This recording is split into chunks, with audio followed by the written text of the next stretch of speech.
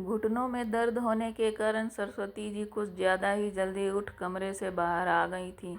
किसी तरह किचन पहुंचकर अपनी खातिर चाय बनाने लगी। रसोई घर से लगातार खटपट की आवाज़ आ रही थी। यह आवाज़ उनके बेटे बहू के कमरे में भी जा रही थी। तभी बहू राखी की नींद खुल गई। वो अपने पति से लगभग चिल्लाते हुए बोली, तुमसे कितनी बार कहा है सोने से पहले दरवाज़ा ठीक से बंद कर लिया करो। तुम्हारी माँ ना खुद सोती है ना दूसरे को सोने देती। विकास की नींद खुल गई। उसने राखी से पूछा, क्या हुआ, क्यों शोर मचा रही हो? अपनी माँ को समझाया करो, सुबह सुबह दूसरे का नींद हराम कर देती है। अरे राखी, माँ अपने लिए पीने के लिए पानी गर्म कर रही होंगी या चाय बना रही होंगी।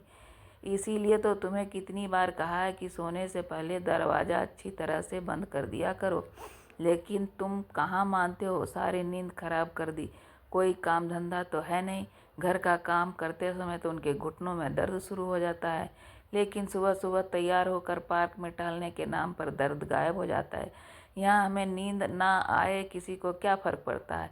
एक तो पूरा दिन घर के कामों में लगी रहती हूँ, ऊपर से चैन की नींद भी नहीं सोने देती। ऐसा कहते हुए सुबह सुबह अपनी सासू माँ को कोसना शुरू कर दिया। विकास राखी को शांत करते हुए कहता है, अरे यार, तुम भी जानती हो कि माँ को गठिया की बीमारी के चलते डॉक्टर ने उन्हें टहलने की सलाह दी है। और वैसे भी इतना भी काम नहीं होता घर का जितना तुम बोलती रहती हो। सिर्फ खाना बनाना ही तो होता है। साफ सफाई करने के लिए काम वाली बाई आती है और बर्तन और कपड़े धोने के लिए भी तुमने अलग बाई लगा रखी है। फिर खाना बनाने में भी माँ तुम्हारी मदद कर देती है। सब्जियाँ छीलने काटने जैसे काम तो करनी ही नहीं पड़ती तुम्हें। फिर भी ना जाने क्यों तुम पूरा दिन काम काम की रट लगाए रहती हो। अच्छा, तुम तो खा पी कर अपने ऑफिस के लिए निकल जाते हो। यहाँ पीछे घर का इतना काम होता है कि करते करते मेरी कमर ही टूट जाती है। और माँ जी शाम को भी घर पर कहाँ बैठती हैं, शाम होते ही मंदिर चली जाती हैं। घर पर तो उनका दिल ही नहीं लगता। अरे उन्हें घर पर रहना पसंद ही नहीं है तो उन्हें वृद्धाश्रम ही भेज दो। तुम्हारी माँ को भी चैन मिल जाएगा और मुझे भी। तभी विकास राखी को डांटते हुए बोलता है, आज तो तुमने यह बात कह दी, लेकिन आइंदा कभी इस बात को दोहराया तो मुझसे बुरा कोई नहीं होगा। उनके कमरे का दरवाज़ा खुला होने के कारण सरस्वती जी के कानों तक सारी आवाज़ आ रही थी। बहू के विचार जानकर उनके दिल को दुख तो बहुत हुआ, लेकिन उन्होंने कुछ ना कहना ही उचित समझा और वहाँ से चली गई। नाश्ते के बाद सरस्वती जी दोपहर की साग सब्जी लेकर काटने बैठ गई। उसी समय राखी अपने कमरे से तैयार होकर बाहर निकली और सरस्वती जी से बोली, माँ जी, मैं ज़रा अपने सहेली के साथ बाजार जा रही हूँ, आने में देर हो जाएगी। तभी सरस्वती जी अपने बहू से बोली, बहू, मेरा चश्मा टूट गया है। विकास से क्या कहूँ, वह तो सुबह का गया, रात को ही घर लौटता है। तुम बाजार जा ही रही हो तो मेरा चश्मा बनवा लाओ। तभी राखी तुनक कर बोली, माँ जी, इस महीने खर्चा बहुत ज़्यादा हो गया है और मुझे भी अपनी सहेली की शादी के लिए शॉपिंग करनी है, इसलिए अभी इसी चश्मे से ही काम चलाइए। और वैसे भी आपको कौन सा लिखने पढ़ने या सिलाई का काम करना होता है जो चश्मे के बिना नहीं कर पाएंगी। अगले महीने में आपका चश्मा बनवा लाऊंगी।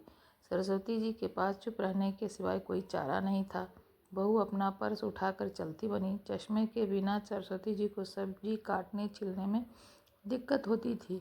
एक दिन उनका पोता छोटू उनके कमरे में बैठकर खेल रहा था। उसने पानी मांगा तो सरस्वती जी रसोई घर में पानी लेने चली गई, लेकिन बिना चश्मे के कुछ साफ दिखाई नहीं दे रहा था। अचानक उनका हाथ कांच के गिलास से टकराया, गिलास नीचे गिरकर टूट गया। जैसे ही राखी कुछ टूटने की आवाज़ सुनी तो गुस्से से तमतमाती हुई रसोई घर पहुंची। देखा कांच का गिलास टूटा पड़ा है। देखते ही आग बबूला होते हुए राखी बोली, भगवान ने दो दो आंखें दी है, फिर भी देखकर काम नहीं कर सकती। मेरा इतना महंगा गिलास तोड़ दिया, मालूम भी है यह मेरी माँ ने दिया था। मुझे पता भी है कि कितना महंगा सेट था, कितना नुकसान कर दिया। राखी की आवाज़ सुनते ही विकास भी आ गया। क्या हुआ राखी, इतना चिल्ला क्यों रही हो? देखो ना, तुम्हारी माँ ने इतना महंगा गिलास तोड़ दिया, यह मेरी माँ ने दिए थे। तभी विकास ने कहा, अरे गलती से टूट गया होगा, इसमें इतना चिल्लाने वाली क्या बात है, गिलास ही तो है। बिना बात का बतंगड़ बनाना तो कोई तुमसे सीखे। तभी विकास ने अपनी माँ की ओर देखा तो बोला, अरे माँ, आप चश्मा क्यों नहीं पहनती? बेटा, हुआ मेरा चश्मा। अभी सरस्वती जी बोल ही रही थी कि राखी बोली, भगवान जाने कौन सी दुनिया में रहती है तुम्हारी माँ। बिना मतलब मेरा नुकसान कर दिया। बड़बड़ाते हुए राखी अपने कमरे में चली गई। इधर सरस्वती जी को समझ नहीं आ रहा था कि आखिर उन्होंने ऐसा भी क्या कर दिया जो उनकी बहू इतना बरस पड़ी। दरअसल राखी पर अपनी आधुनिक सहेलियों का काफ़ी असर हो रहा था। उसकी अधिकांश सहेलियां या तो अपने सास ससुर से अलग होकर रहती थीं या फिर उन्हें वृद्धाश्रम भेजकर उनकी जिम्मेदारियों से मुक्त हो चुकी थी। उनकी देखा देखी राखी पर भी अपने सास को आश्रम भेजने का भूत सवार हो चुका था। अक्सर राखी फ़ोन पर भी यही बातें करती, कभी अपनी सहेलियों के साथ, कभी अपनी सास की बुराई करती तो कभी माँ के साथ। घर का सारा हालचाल माँ को बताती।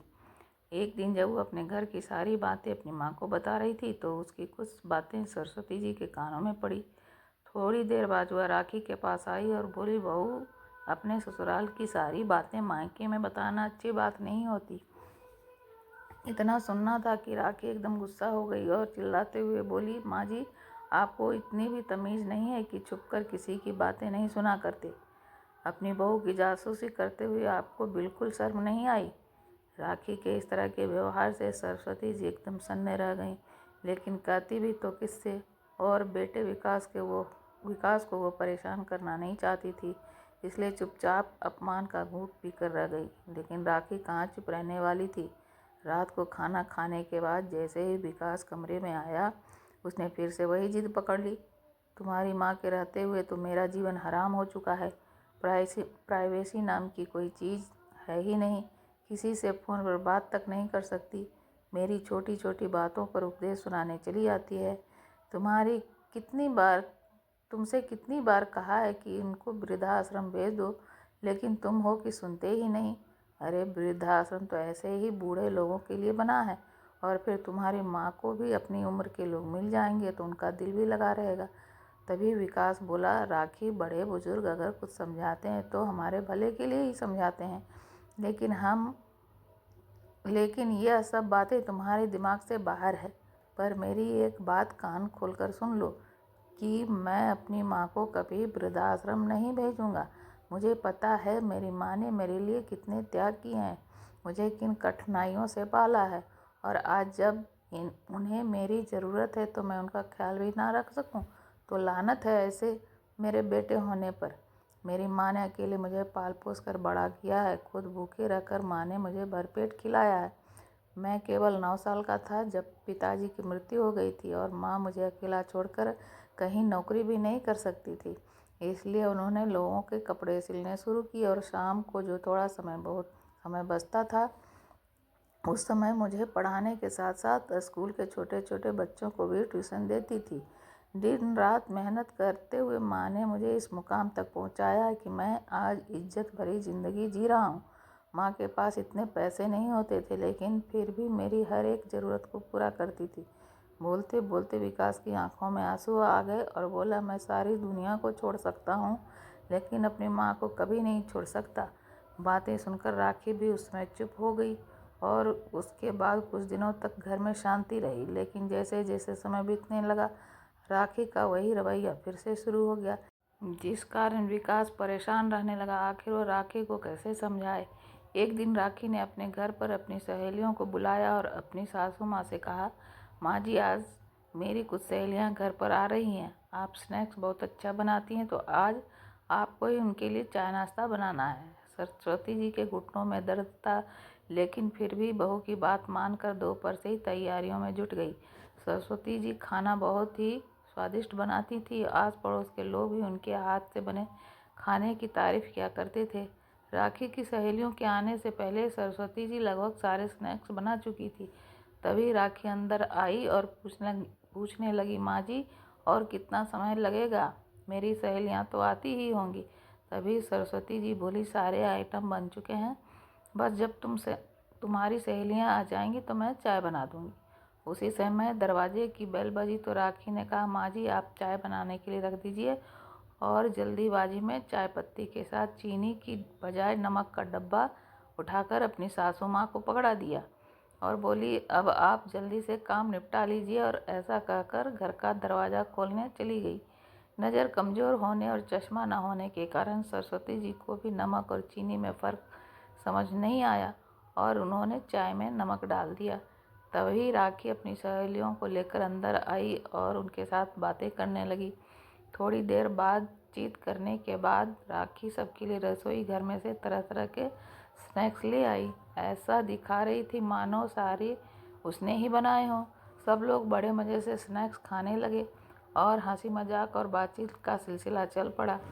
थोड़ी देर में चाय भी बन चुकी थी और सरस्वती जी गर्मा गर्म चाय लेकर आईं और मेहमानों को चाय सर्व करने लगीं। उनकी सारी सहेलियां लजीज व्यंजनों का आनंद ले रही थी और खाते हुए उनमें से एक सहेली बोली, अरे राखी, तुमने स्नैक्स तो बहुत ही स्वादिष्ट बनाए हैं। तभी दूसरी सहेली बोली, हाँ यार, पकौड़े का तो कोई जवाब ही नहीं। इतने ही स्वादिष्ट पकौड़े तो मैंने आज पहली बार खाई है। तभी एक और सहेली ने कहा, लेकिन यह तो बताओ, यह सब बनाना तुमने सीखा कहाँ से? इससे पहले कि सरस्वती जी कुछ कहती तभी राखी बोली, अरे यार, यूट्यूब पर देखकर मैं सब कुछ सीख रही हूँ। तुम लोग बस एंजॉय करो और स्नैक्स ही क्यों, तुम अपनी सहेली के हाथ की बनी चाय का भी मजा लो और बताओ कैसी बनी है। राखी ने कहा तो उसकी सहेलियां बड़े उत्साह के साथ चाय पीने लगी। लेकिन जैसे ही उसकी सहेलियों ने चाय पीनी शुरू की तो सबके मुंह का स्वाद बिगड़ गया। कुछ सहेलियां बेसिन में कुल्ला करने लगी तो बाकी सहेलियां, जिन्होंने अभी तक चाय पीनी शुरू नहीं की थी, उन्होंने वापस रख दिया। उनका यह रवैया देखकर राखी हैरान रह गई। उसने तुरंत चाय उठाकर थोड़ी सी चक्कर देखी और जोर से चिल्लाई, माँ जी, यह आपने क्या किया? क्या आपको इतना भी नहीं पता कि चाय में नमक नहीं शक्कर डाली जाती है? कम से कम देख तो लिया कीजिए। आपको तो बिल्कुल भी अकल नहीं है। अभी राखी की सारी सहेलियां कहने लगी, यह राखी, तुमने तो कहा था कि सारी चीज़ें तुमने बनाई हैं, फिर नमक भी तो तुमने ही डाला होगा। तभी सरस्वती जी विनम्र भाव से राखी की सहेलियों को बोली, गलती तो मुझसे हुई है। चाय मैंने ही बनाई थी और ढंग से नज़र न आने के कारण नमक भी मुझसे ही गलती से डल गया। मुझे माफ़ करना बेटा। अभी राखी की एक सहेली जो बहुत ही अच्छे स्वभाव की थी उठकर सरस्वती जी के पास आई और उन्हें गले से लगाते हुए बोली, नहीं आंटी जी, आप हमसे बड़ी हैं तो प्लीज़ माफ़ी मत मांगिए, छोटी मोटी गलतियां तो हो ही जाती है। उसके बाद राखी ने उन्हें कुछ ना कहना ही उचित समझा। जब उसकी सारी सहेलियां अपने घर चली गई तो राखी ने घर में तूफान ही खड़ा कर दिया और सरस्वती जी से बोली, मुझे एक बात समझ में नहीं आती कि आप मुझे चैन से जीने क्यों नहीं देती आखिर। अपनी सहेलियों के लिए मैंने थोड़ा सा काम करने को क्या कह दिया? आपने तो पूरे नमक का डब्बा ही चाय में उड़ेल दिया। अगर कुछ नहीं बनाना था तो बोल दिया होता, लेकिन इस तरह मेरी बेइज्जती करवाने की क्या ज़रूरत थी? तभी सरस्वती जी बोली, बहू, मैंने तो अपनी तरफ से सब कुछ अच्छा ही बनाया था। जब चाय बनाने लगी तो नमक का डिब्बा भी तुमने ही मेरे हाथ में दिया था, यह कहकर कि मेरी सहेलियां आ गई हैं, जल्दी से चाय बना दो। अब यदि नमक में चाय डल गया तो इसमें मेरा क्या कसूर था? अभी यह सब बातें चल ही रही थी कि विकास घर पर आ गया और राखी को गुस्से में देखकर उसने कारण जानना चाहा तो राखी ने चिल्ला चिल्ला कर उसे सारी बात बताई। तो विकास बोला, राखी, थोड़ा ध्यान तो तुम्हें भी देना चाहिए था कि अब माँ की उम्र तो हो गई है, कम से कम काम में उनका हाथ बटा देती। और माँ, आप चश्मा क्यों नहीं लगाती? जब भी आप चश्मा नहीं लगाती तो कुछ न कुछ उल्टा ही हो जाता है। मुझे बताइए, आपने चश्मा कहाँ रखा है? मैं अभी लेकर आता हूँ। तभी सरस्वती जी बोली, बेटा, दरअसल बात यह है कि मेरा चश्मा कुछ दिनों से टूटा हुआ है, जिस कारण मैं ढंग से देख नहीं पाती और कुछ न कुछ गड़बड़ हो जाती है। माँ, आप भी कमाल करती हैं।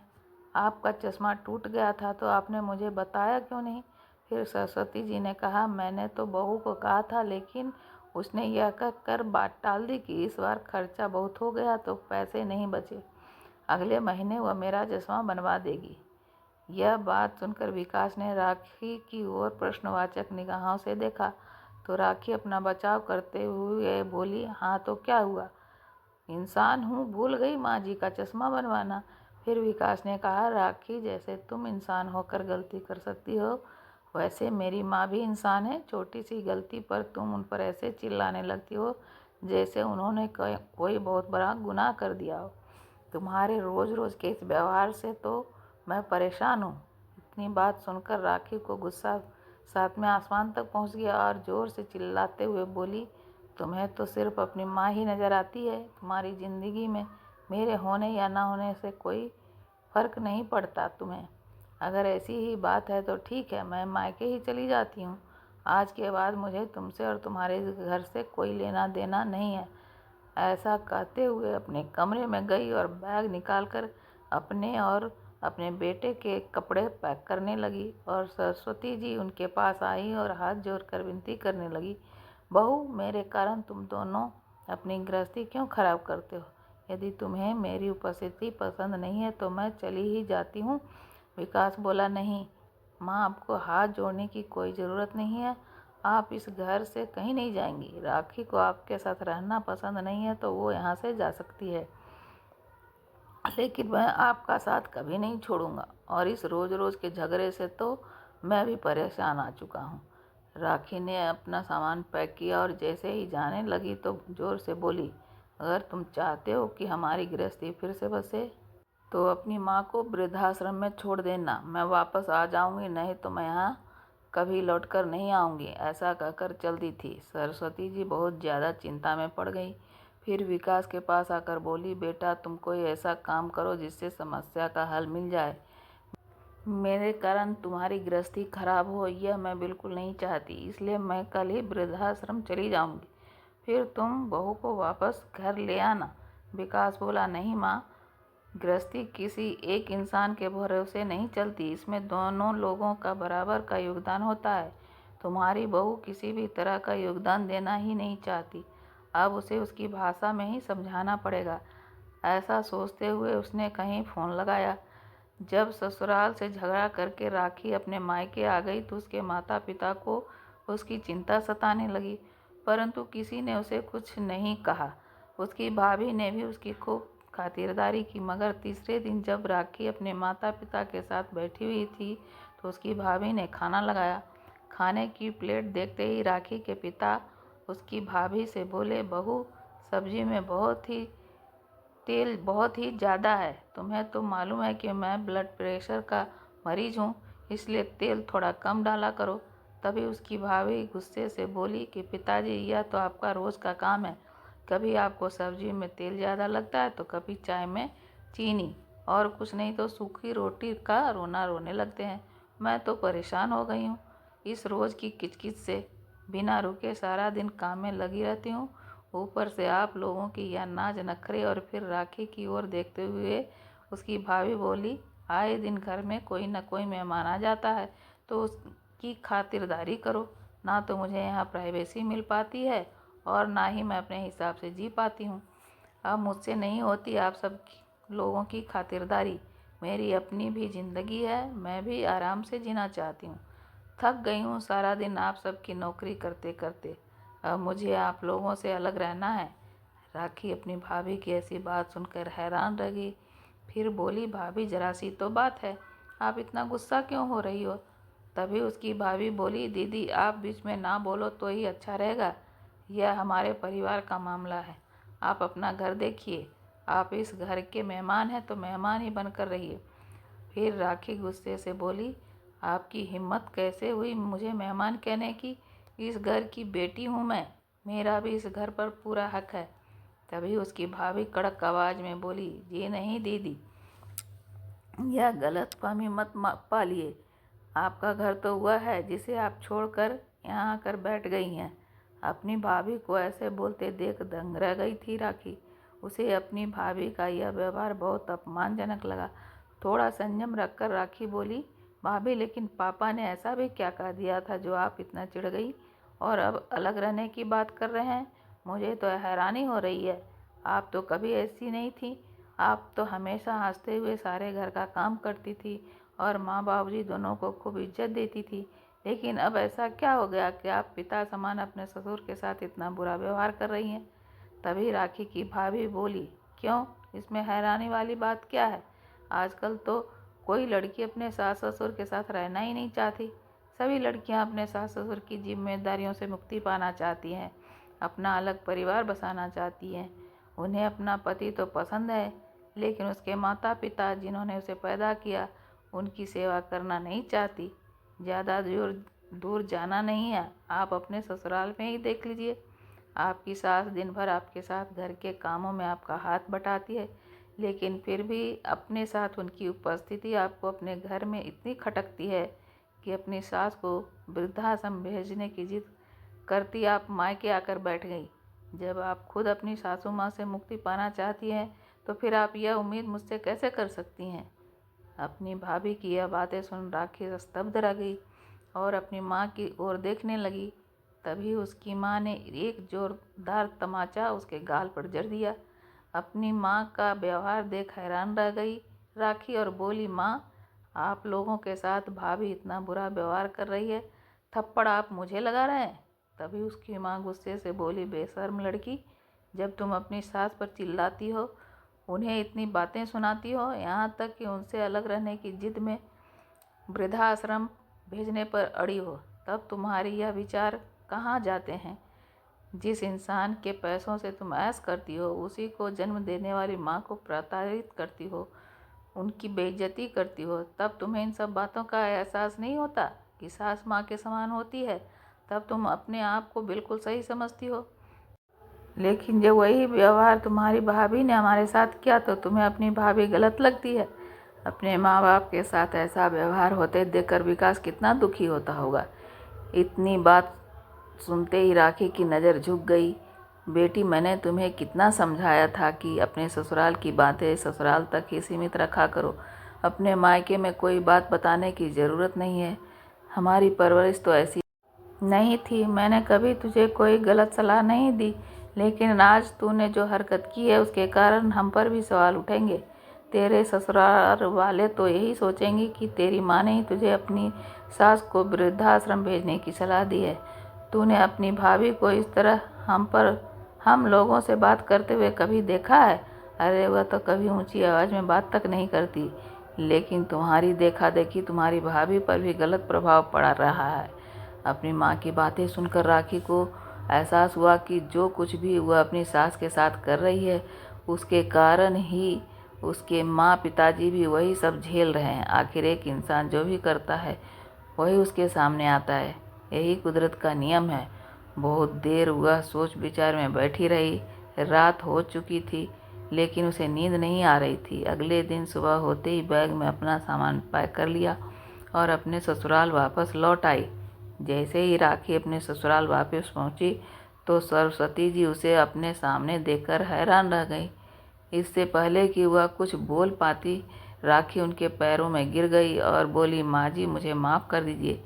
मेरी आंखों पर स्वार्थ की पट्टी चढ़ गई थी, जिस कारण मैं आपके साथ इतना बुरा व्यवहार कर बैठी। अपनी बहू को इस तरह माफ़ी मांगते देख सरस्वती जी ने उसे उठाकर अपने गले से लगा लिया। बोली, मैंने आपको कितना कुछ सुनाया, लेकिन आपने पल भर में मुझे माफ़ कर दिया। अपनी सासू माँ के गले लगकर राखी खूब रोई। सरस्वती जी ने अपने पल्लू से उसके आंसू पोंछे और उसे चुप करवाया। लेकिन सरस्वती जी यह बात समझ नहीं पा रही थी कि आखिर 2 दिन में ऐसा क्या हो गया जो राखी उल्टे पांव वापस आ गई। रोते हुए उनसे माफ़ी मांगने लगी। विकास, जो ऑफिस जाने के लिए अपने कमरे में तैयार हो रहा था, राखी की आवाज़ सुनकर बाहर निकला। सास बहू को इस तरह गले लगते देखकर उसके चेहरे पर मुस्कान आ गई। तैयार होकर घर से बाहर निकला तो सबसे पहले उसने अपनी सासू माँ को फ़ोन लगाया और उनकी मदद के लिए उन्हें शुक्रिया अदा करते हुए बोला, माँ जी, धन्यवाद। अगर सभी माँ बाप अपने बच्चों की गलत हरकतों पर उनका साथ ना देते हुए उन्हें इसी तरह सही रास्ते पर ले आए तो कोई घर परिवार कभी नहीं टूटेगा। कहते कहते विकास की आंखों में आंसू आ गए। दरअसल हुआ यूँ था कि जिस दिन राखी विकास से झगड़ा करके अपने मायके गई थी, उसने अपनी सासू माँ को फ़ोन करके सारा किस्सा बयान कर दिया था और इस मामले में उनसे मदद मांगी थी। राखी की माँ अपने दामाद और समधन को खूब अच्छी तरह से जानती थी, इसलिए आज जो कुछ भी राखी के मायके में हुआ वह सब राखी के माता पिता और भाभी का सोचा समझा नाटक था। ताकि राखी को सही रास्ते पर ला सकें। आज राखी बहुत खुशी से अपने घर का सारा काम कर रही थी और सरस्वती जी के साथ घुल मिलकर बतिया रही थी। शाम को जब विकास घर लौटा तो चीखने चिल्लाने की आवाज़ों की जगह हंसी ठिठोली की आवाज़ें आ रही थी। घर का नज़ारा देखकर विकास ने सोचा कि अगर राखी की माँ की तरह सभी माता पिता समझदारी से काम ले तो बहुत घर उजड़ने से बच जाएंगे। तो दोस्तों, आपको यह कहानी कैसी लगी? लाइक और कमेंट करके हमें ज़रूर बताएं और चैनल को सब्सक्राइब कर लें ताकि सभी वीडियो आप तक तुरंत पहुंचे। तो फिर मिलते हैं एक नई कहानी के साथ। तब तक के लिए धन्यवाद।